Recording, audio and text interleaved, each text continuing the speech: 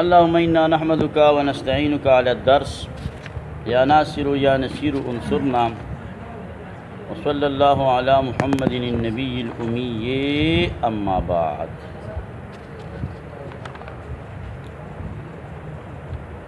دا تا اوس دا خبره کوي چې فصاحت په المفرد خودي کوټه کو او په یادو باندې دي ازدا کو. نو راشه اوس فصاحت په الکلام معلوم کا. حاجی فصاحت په الکلام کیم څو خبرې دي؟ درې څلورو. دا کلام دی راغ دی نواله د دې ځای پورې د یو متکلم خبره ده. کلام دی دې کې ضعف تعلیف نشتا، تنافر د کلماتو نشتا، تعقید نشتا، او کلمات یې ټول پسیخه پسیخه دي. نو دا کلام پسیخ په دې ټول کلام کې ضعف تعلیف قانون نحوی خلاف خبره نشتا، تنافر د کلماتو ورکې نشتا، تعقید کون الکلام معقدا کلام غوټی سړی په فهم نه پوهېږي هم پکې نشته، او یوه کلمې هر یوې ته چې خرج کوو نو ټولې کلمې فصیح دي. نو په دې کلام د پاسه ولیکه ټاپه پې ووهه کلام فصیح چې دا کلام فصیح دی. نو والفصاحت فی الکلام او فصاحت په کلام کې خلوصه خالص والی د دې کلام دی من ضعف التالیف د ضعف تالیف نه. نمبر 2 وتنافر الکلمات د تنافر د کلماتو نه د خپله تشریح ته کوي. نمبر 4 د تعقید نه مع فصاحتها سره د فصاحت د جمله کلماتو.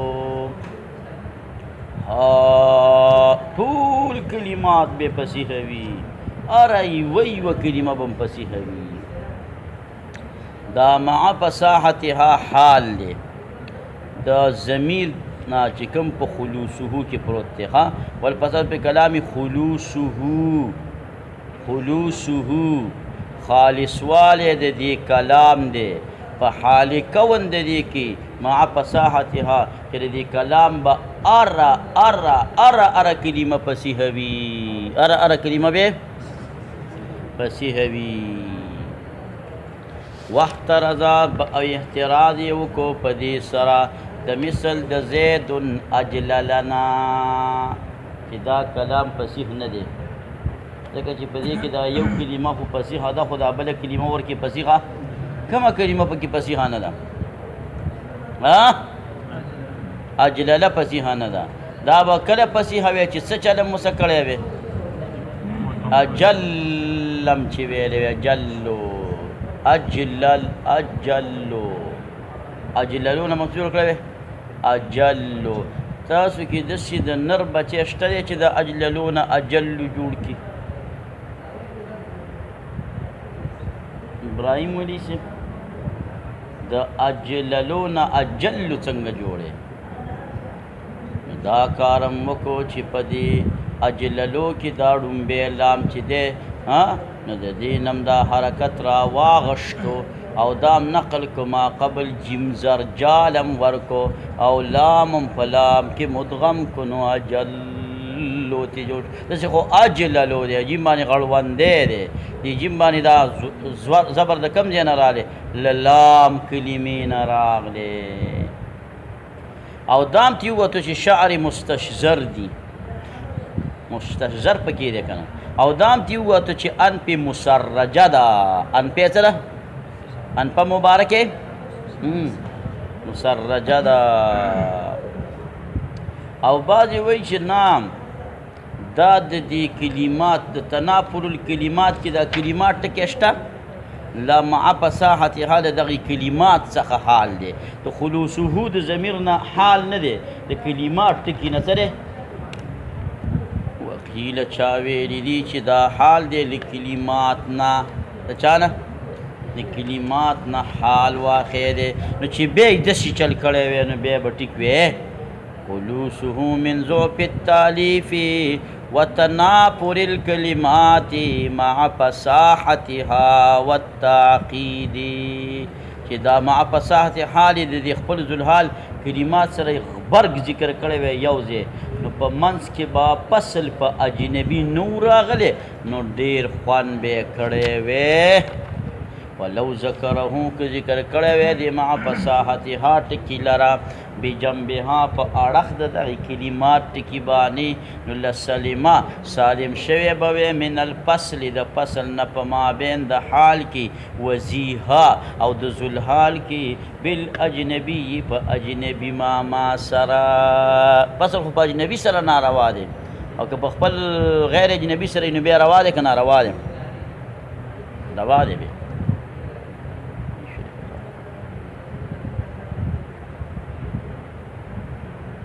تازانی وای چې چا دا خبره کړې ده چې دا حال دی د کلماتو نه نو دی تېروتی دی وای ولې وای تنافر مضاف دی کلمات مضاف الیه ده او مضاف او په مضاف الیه کې مقصود مضافي نو بیا به دا حال خود ذوالحال د پاره قیدي دا مع فصاحتها به قید ګرځېدلی وی د تنافر د پاره نو بیا به معنی دا راغلی وی معنی بیا دا راغلی چې کلام چې مشتمل وي په تنافر د کلماتو غیر فصیح یو باندې هغه به هم فصیح وي حالان کې چې کوم کلام مشتمل په غیر فصیح یو باندې اخو فصیح نه وي نو فساد د معنا راځي فساد د چا راځي د معنا راځي ځکه په دغه غیر فصیح یو باندې هم اطلاق د دې کېدلی که دی فصیح وی نو دا به غیر فصیح نه وی دا ترې لازمېدله نو دی قید د وجې نه په دې کې غټ نقصان راتلو نو لهذا دا ذکر د دغې نه ونه ګرځاو ذکر د دغې نه ونه ګرځاو وفيه نظر لأنه حينئذ ځکه دا کېږي په دغه وخت کې قیدا للتنافر قید د پاره د تنافر ګرځي لا للخلوص نه د پاره د خلوص ٹھیک ده که نه فیلزم ویلزم لازمیږي فیلزم نو لازمیږي ان یکون الکلام چې شي کلام داسې کلام چې مشتمل وي په تنافر د کلماتو غیر فصیح یو باندې هغه به شي فصیحا فصیحو دا خو غلطه شوه ځکه چې هغه کلمات غیر فصیح دي تا په نوم د چا کېښودو د فصیحو لأنه یصدق علیه ځکه صادقېږي په دې باندې چې دا خالص دی د تنافر د کلماتو نه په حال کون د دې کې چې دا فصیح وي که چېرته دا فصیح وي نو دې کې به تنافر نه وی ففهم دا ځای ګران دی ځان پې پوه که چې د دغې نه حال ګرځول ښه کار نه دی د دغې نه حال ګرځول ښه کار راځه فصاحت فی الکلام څه ته وایي چې دا به خالی وي د څه نه د ضعفې تعریف پېژنئ د قانون نحوي چې خلاف شي دا ضعفې تعریف دی لکه اضمار قبل ذکر لفظا رتبتا و حکما یو ځای کې راشي نو دا ښه کار نه دی اضمار قبل ذکر روا دی که ناروا دی نه پورا روا دی او نه پورا ناروا دی ځینې ځای کې روا دی ځینې ځای کې ناروا اضمار قبل الذکر پنځه ځایه روا دی د ربا په ضمیر کې هم د نعمه حکم دا دی دریم په تنازع ضمیر شانې څلورم دی دیرمې په زړګي باندې همیش کاروان د غم دی پنځم هغه مضمر دی چې بدل وي د مظهر نه طالب امان غواړه د عشق د شور شر نه دا شپږ څو شو پنځه ځای دا شعر په یاد یې زده کوي ښه دا طالبۍ کې مې زده کړی شعر څنګه دی اضمار قبل الذکر پنځه ځایه روا دی د ربا په ضمیر کې هم د نعمه حکم دا دی دریم په تنازع ضمیر شانې څلورم دی دیرمې په زړګي باندې همیش کاروان د غم دی پنځم هغه مضمر دی چې بدل وي د مظهر نه طالب امان غواړه د عشق د شور و شر نه دا عوام ډېر ښه چې څوک ورته نعت وایي دومره روپۍ پې شیندي یې نه شولای په خبره داسې چې عوام کله نه فالزو نو یو بل دا دی په کافیه کې او شرجامي کې دا ویل چې ازمار قبل ذکر یو په عمده کې دی بل په فضله کې دی یو په عمده کې دی نو ازمار قبل الذکر په عمده کې بشرط تفسیر روا دی او په فضله کې ناروا دی عمده معنی فاعل او فضله معنی مفعول ته ازمار ضمیر نشي راجع کولی خو فاعل ته ضمیر راجع کولی ازمار قبل ذکر کوي شي فالضعف ان يكون عجيبا تعلیب د کلام په خلاف د قانون نحوی باندې چې مشهور دی په مابین د جمهور کې لکه ازمار قبل الذکر شو لفظا معنا او حکما داسې بنی ځکه چې ازمار قبل الذکر لفظا معنا حکما د قانون نحوی نه سره خلاف دی نحو مثال یې سره هو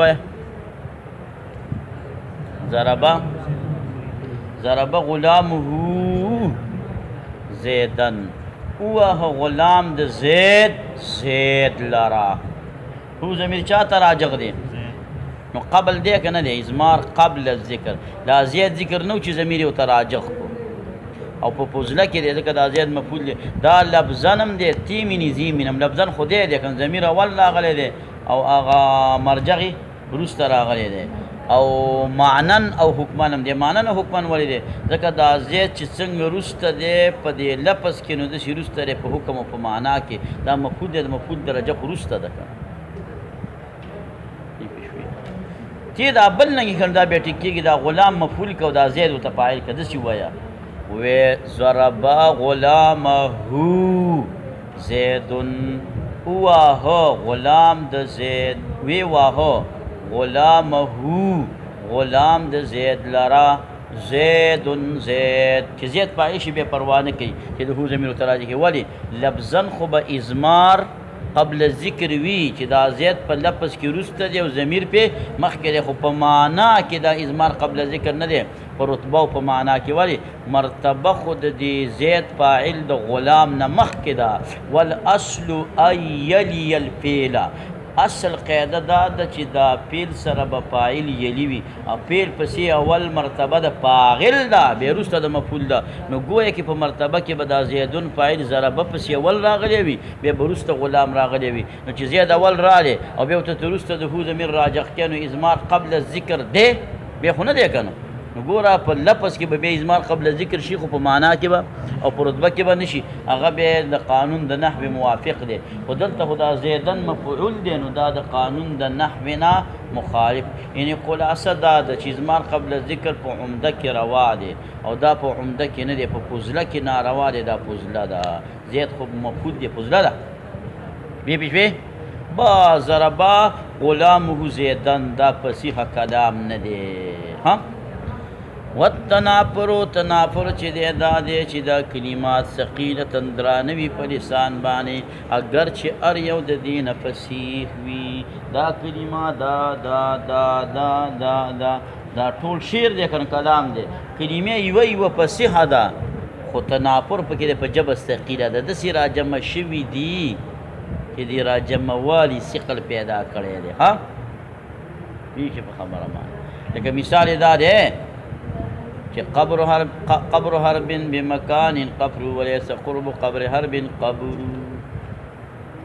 داسې ووایه وليس قرب قبر حرب قبر نو دا ټکي لیس او قرب او قبر او حرب او قبر دا ټول چې کومې فصیحه کلمات دي خو په داسې طریقې راجمع کړي دي چې سړی پرې وارخطا کېږي وليس قرب قبر حرب قبر دې باندې تلفظ لږ سره ثقیل دی اگر چې کلمات یې فصیح دي خو دې دا تلفظ ثقیل دی نو دا د فصاحت نه ووته دا کلام فصیح دی که غیر فصیح دی وليس قرب قبر حرب وهو اسم رجل دا حرب نوم دی یو سړي دی ها حرب یې ولې نوم ایښی نو قصه دا ده چې هلته کې به جګړه کوله او چشمې وي څنګه جګړه کوله چې چشمې به یې کېښودې ورځ په سړي باندې بیا ور ودانګه جګړې بیا ډېرې کړه د اسم په مسما سري که نه چې ته ځي د حرب نوم کېږي نو به جګړې نه کوي په دې ابو داود کې تاسو ته ما وایي چې راوي د مرزوق نام یې ورکړی د مرزوق رزق ورکړی شوی که نه نو څه د پاسه زر ودونه یې کړي نو واقعي چې مرزوق دی واقعي چې صدر د بیت داسې دی چې وقبر حرب بمکان قبر قبر د هر په مکان خالی دی خال عن الماء والکلا ذکر کړی دی په عجایب المخلوقات کې مصنف د مصنف عبدالرحمن قزوینی نامه ده نو د کتاب د عجایب المخلوقات ما کتلی دی خپل تفسیر کې مې د هغې نه لیکم راوړی دی کمثل العنکبوت اتخذت بیتا نو د عنکبوت هغه شپږ اقسام ذکر کړي دي چې دا په تفسیرونو کې نشته ما د هغه ځای نه تفسیر ته راوړی ما دې تفسیر د ده ځایونه چاندي کړي دي د علم د مسایلو د جزئیاتو چې ته به حیران شي چې کله یې ګورې نو عنکبوت په څو قسمه باندې په شپږ قسمه د عجایب المخلوقات د عبدالرحمن قزویني نه مې راڅه کړي دي مناسب ذکر کړي په عجایب المخلوقات کې دا د خوندور کتاب دی که ځان نه واخیست یو جلد تفسیر نه دی دومره د دې نه لږ غټ کتاب تفسیر نه دی عجایب المخلوقات د مخلوقاتو بیان پکې دی چې ان من الجن بېشکه بعضې د پیریانو ماماګانو نه دا پیریان ماماګان دي که ورونه دي نوعا یو نوع ده یقالو له ویلی کېږي هغه ته حاطب اواز یې وکړي یو منهم د دې نه په هر بن امیه باندې په ماته نو مړ شو پیري چې د باندې کلکه ویستله نو بیا بیا تخته کړی او غټ مخلوق دی که نه طاقت یې ډېر دی فقال ذلک الجني هذا البیت دا بیت یې ویلي نو دا پیران ماماګان دي که دا زموږ ورونه دي ماماګان نه دي حدیث مبارک راغلی فإنها زاد اخوانکم الجنه دا اډوکي چې دا توخه ده د ورونو ستاسو چې پیریان زه خو د پیریانو ته ماماګان ویم که نو ما ته یو طالب ویل چې حدیث خو دا راغلی چې دا ستاسو ورونه دي دا ماماګانو ته څه ولې ویل نو ما ورته وویل چې دا ورونه یوازې زمونږ دي که زمونږ د میندو مورونه دي د ټولو دي خو د میندو مورونه هم دي نو د مور ورور ته څه وایي خو ماما ورته وایي یو طالب العلم د قرنګ د مور سره ناست خبرې اترې سره کول یکدم یې دې مور ته ورته غاړه ورته ولوېده او د شفقت دپاره یې ښکل کړله ویل یا مورې ویل ولې ویل ما ته خو اوس پته ولګېږي چې ته زما دوه ځای خپله ویل هغه ته څنګه پته ولګي بچیه ویل یو مې ویلې مورې ماما یې بل مې ویل د ماما خورې یو مې مورې او بل مې ده ماما خورې نو مولوي صاحب دا پیریان زموږ ماماګان هم دي ځکه د میندو مورونه دي نو د میندو ورونو ته څه ویلی کي او دا زموږ ترونه هم دي ځکه چې د پلارانو هم څه شي دي مورونه دي نو د پلار ورور ته څه وایي دا دلایل شو بل مثال یې وګوره مولوي صاحب چې کلام به فصیح نه وي وایي کریم متا امدحه والورى معي وإذا ما لمته وحدي اول معنی ذکا کریم زما محبوب داسې کریم شخصیت دی متا امدحه کله چې زه د مدح او صفت بیانوما نو امدحه مدح صفت بیانوما والورى معي دا ټول مخلوق زما سره ټول یې رسم مني ټول یا واو مني وإذا ما لمته کله چې زه د ملامتې کومه ملامتې بیانومه چې لرې کوې لمته ملامتې به یې کومه وحدي ځان له څوک رسه ملګرتې نه کوي دا داسې خلکو منلې شخصیت نو په دې کې څه نقصان دی یو کلمه خو یې فصیحه ده خو دا امدحوحو ها او ها دا را جمع شوي دي یوازې د دې را جمعوالی دا ثقیل نه دی دا قرآن شریف کې هم راجمع شوي دي فسبحو خو دا دوباره مکرر شوي دي امدحوه بیا دوباره امدحوه ویلی که نه دی نو دې تکرار پکې دا ثقل را پیدا کو نو چې ثقل یې را پیدا کو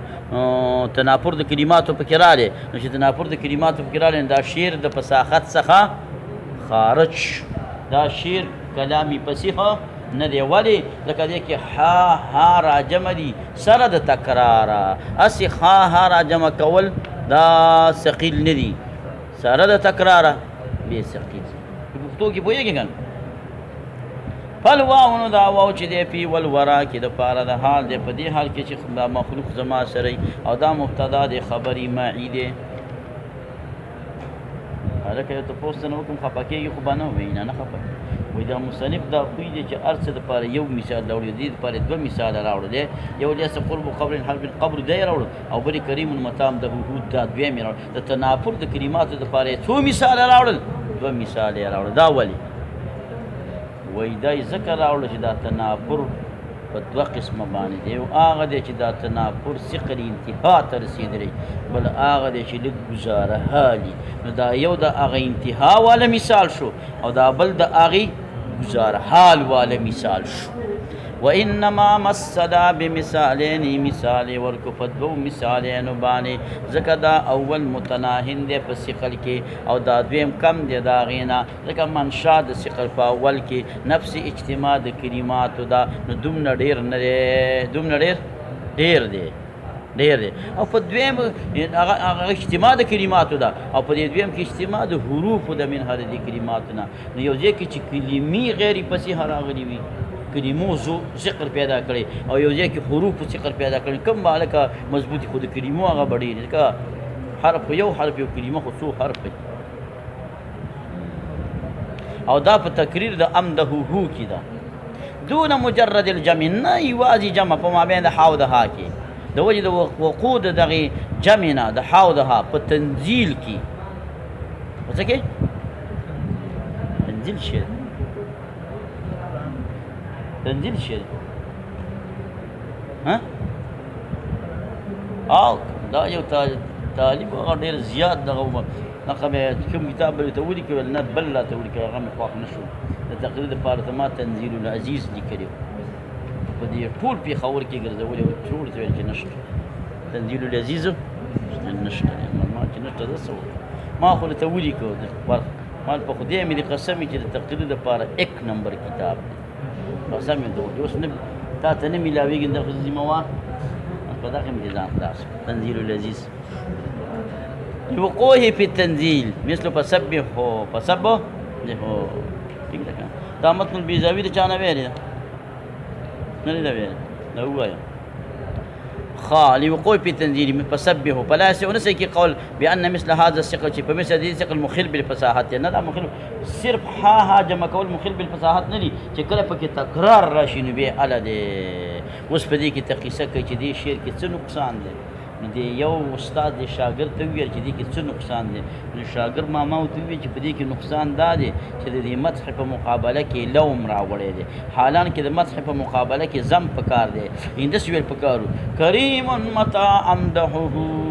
امدحه والورى معي واذا ما زمته نظمته وحدي. ضم په مقابله کې پکارو د لوم راوړ مړه ویل دا مې نه دی مراد، دا خو پکې نقصان دی خدا پرې دوا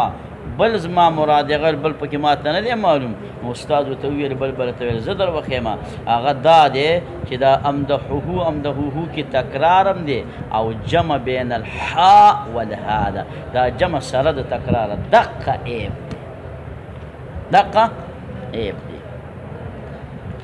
ذکر کړی دی صاحب اسماعیل ابن عباس انه انشد د شعر ویلي د دې قصیدې په حضور د استاد ابن العمید کې. کله چې ورسېد دې بیت ته نو ویل ته استاد ته پیژنې په دې کې یو شی من الحجنة د عیب نه؟ ویل نعم وو مقابله د مدح کړې د په لوم باندې او بېشکه مقابله کولی شي د مدح بالضم او الهجاء واذا ما هجیته. فقال الاستاذ ویلي غیر هذا غیر د دین اريد زما اراده ده. فقال صاحب ویلي لا ادري غیر ذلك د پکې نور نه پیژنم. فقال الاستاذ ابن عمید ویلي هذا التکریر دا تکرار په امدحه کې سره د جمع نه په مابین د ها او د ها کې چې دا دواړه د حروف حلق نه دي، خارج دي د حد اعتدال نه، متنافر دي په کامل تنافر سره. فاثنى عليه الصاحب نو ثنا ویله په دې استاد باندې صاحب ډېر صفت وکړي چې استاد واقعي چې ته ډېر جوور مولای جوورې خبرې څه کې روباسي، جوور مولای او جوورې خبرې څه کې دا روباسي. دې ورسېدې صاحب علیه رحمته نو دا اسماعیل ابن عباد ته دا دغه وکړه، دا مسله وکړه. راځه اوس والتعقید، تعقید څه ته ویلی کېږي؟ پسې کلام څه ته ویلی کېږي؟ په دې کې به ذو پې تعریف نه وي، تنافر د کلماتو به ورکې نه وي او تعقید به پکې نه وي. تعقید څه ته وایي؟ معقد به نه وي. والتعقید تعقید کېدل د کلام معقد دا دی چې الله یکون الکلام نوي دا کلام ظاهر الدلالت په مراد باندې. ولې په دې خپل مراد باندې دی ولې دلالت نه کوي؟ ویلي خلل د وجې د خلل نه څه خللي څه نقصي دا نقص په څه کې واقع وي اما فی النظم او الانتقال یا خلل په نظم کې دی یا خلل په انتقال کې دی نظم پیژنئ نظم څه ته ویل کېږي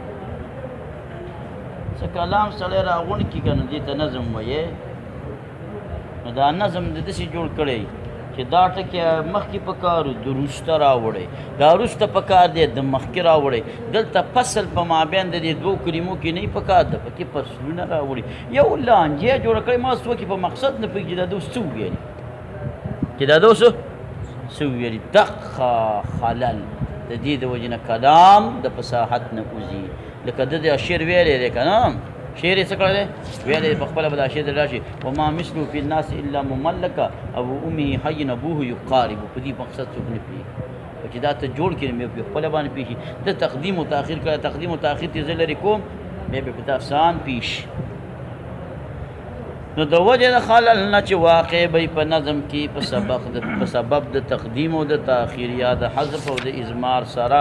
او یا غیر ذلک مما د هغې نه چې واجبی صعوبت سخوالی د فهم المراد لکه قول د برزدق شو شاعر دی ها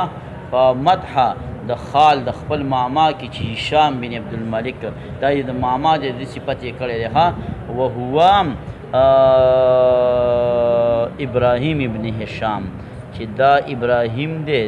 د هشام ابن اسماعیل مخزومي زوی دی دی را پاڅېدلی د خپل ماما په حق دی مدحه کړې ده داسې ویلي وما مثله نشته دی په مثل د باندې په الناس په خلکو کې مګر بادشاه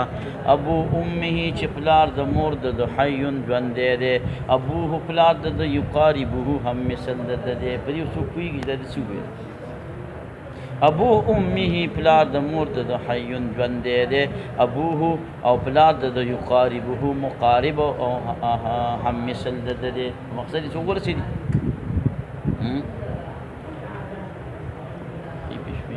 نو دا سره کې داسې دی وما مثله فی الناس حی نشته دی په دې خلکو کې د ده په مثل یو ژوندی مگر صرف دغه بادشاه دی مگر صرف دغه او دا بادشاه هم داسې بادشاه دی چې ابو امه د دې بادشاه پلار د مور